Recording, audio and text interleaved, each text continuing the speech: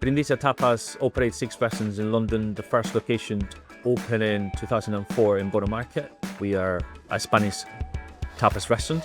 The 2 features I personally rely the most on are the multi-location management. For us, it's very important to keep consistent pricing strategy, consistent menus.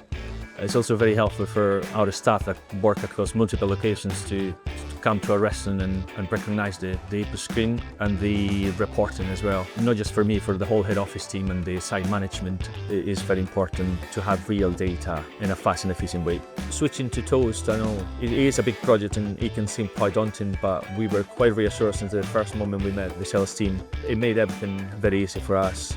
Once we implemented, training the team was pretty effortless. I think Toast has hospitality as its core. I think they have the technology to help any hospitality business, regardless of style or size.